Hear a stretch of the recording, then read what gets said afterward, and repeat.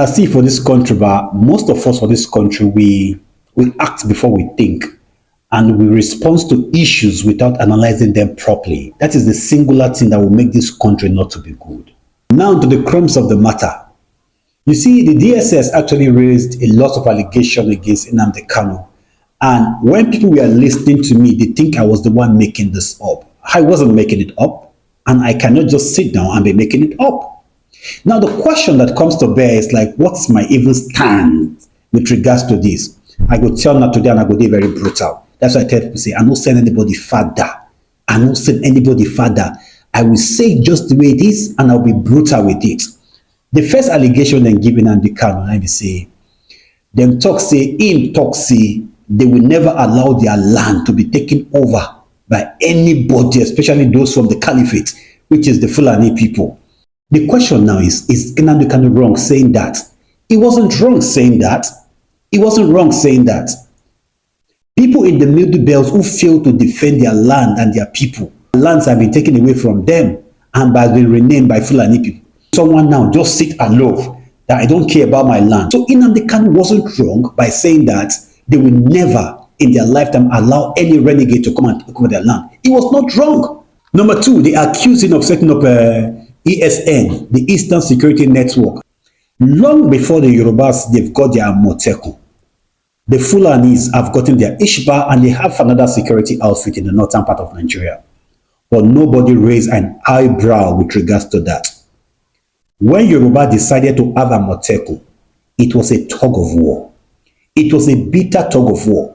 Then in Oyo State, some part of Kwara State, Ondo State, Ekiti State, those herdsmen, Fulani herdsmen, were ravaging our lands, destroying our properties and our farm produce. That was when Sunday Igboho stood up in defense for his people. The Yoruba came up with Amotekun. The Hausas were objecting it because the then late governor of Ondo State, may so rest in peace, San Akeredolu, was the one who spearheaded this and was even funding Amotekun at that particular material point in time. Then the eastern part of Nigeria, their governors were spineless. Their governors were lily-livered. Their governors were cowards. They failed to stand against the caliphate. Igbos were unalive randomly with reckless abandon, and nobody tended to speak in defense of the Igbos. That was what necessitated Nnamdi Kanu to come up with what is called the Eastern Security Network, ESN. Was that a justification? That is a justification. If the federal government, which is said with the responsibility to protect lives and property, is not doing that in my domain, I think I have to put in every measure to ensure that people in my area, they are protected. And that was why Nnamdi Kanu did that. See, the greatest problem they've got in the eastern part of Nigeria is their leaders, both political leaders and traditional leaders. Now, how many leaders in the eastern part of Nigeria had been at the top of this Nnamdi Kanu's case? The only person that can say he has stuck his neck out is Aberebe. Others are just paying lip service. When the case of Sunday Igboho started, and he was actually arrested in Cotonou, do you know what the West did? They set up a high-power delegation to go and interface with the president of Cotonou. Because Buhari was head-bent on arresting Sunday Igboho then, and even if possible to unalive Sunday Igboho then, because the movement then was gaining momentum. The most funny thing here, let me see, Sunday Igboho himself insulted the kings in the western part of Nigeria, insulted Obasanjo, insulted a lot of the elders in the western part of Nigeria. The irony of this all, let me see, when the issue of Sunday Igboho get to the crescendo, even the Obas that he insulted, they need to set up 50-man panel delegates to interface between the federal government as well as Cotonou Benin Republic government. Not only that, Obasanjo took the pain to go to Cotonou and speak with the president of Cotonou. Not that alone, Professor Wole Soyinka went as far as going to Cotonou to interface with the government of Cotonou. In the case of Nnamdi Kanu, how many leaders are really doing this? Most of the leaders who are supposed to speak in defense are not just doing that.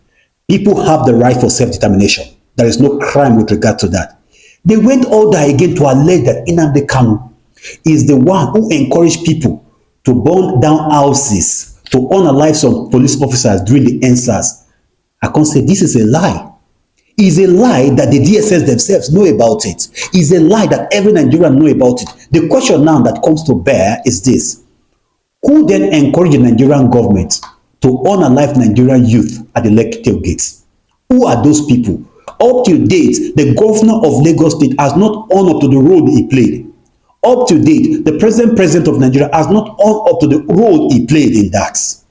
So we now turn everything around to become Nnamdi Kanu's problem.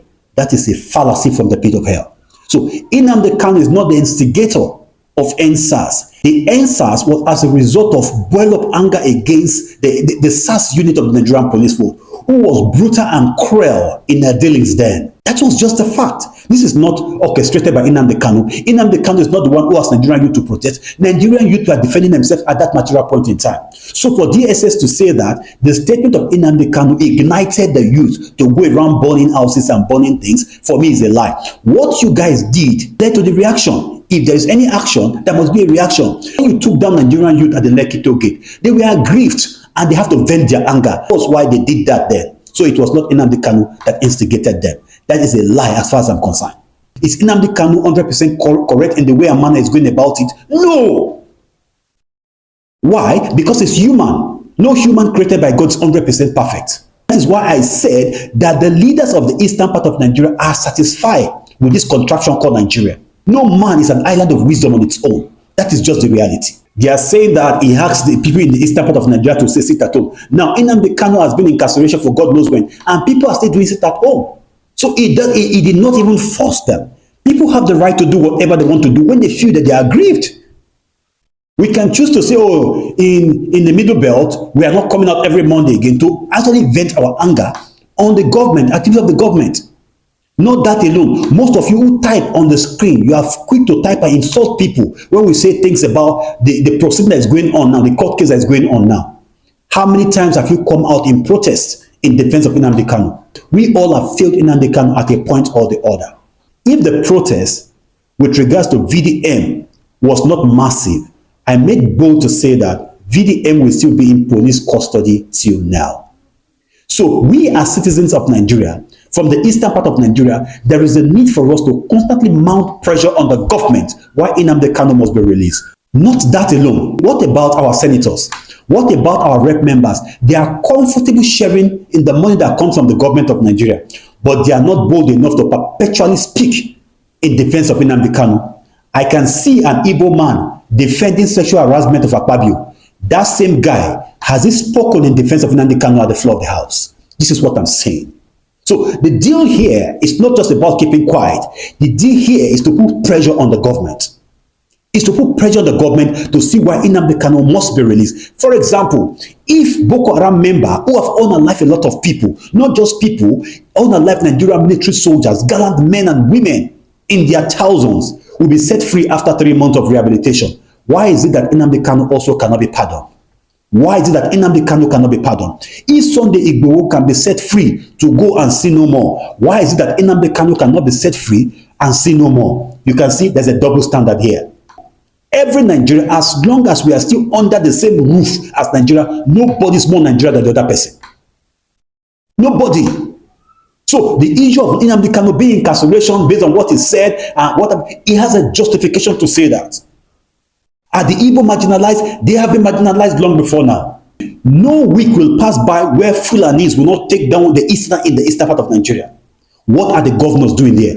The governors we've got in eastern part of Nigeria, apart from the governor of Abia State, they're all lily-livered men who cannot stand in defense of their people. They are quick to run to the caliphate to go and beg them to forgive them if their cows are slaughtered.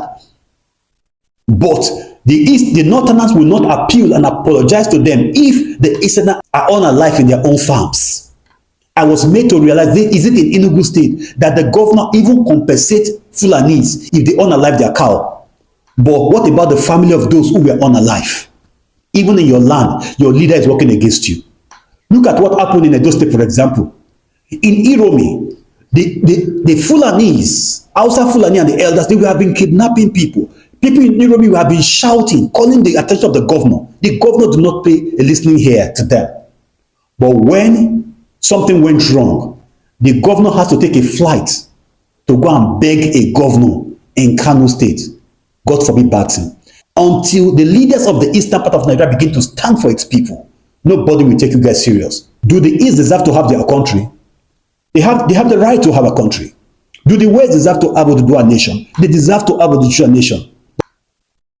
And the eastern part of Nigeria, they have been marginalized and they are still marginalized. So those of you stay behind your keyboard and type rubbish, by 14th of this month, hearing will also begin again. I will keep you updated with regards to this case of Nnamdi Kanu versus the Nigerian government and DSS. Please don't forget to subscribe, to like, and to hit the share button.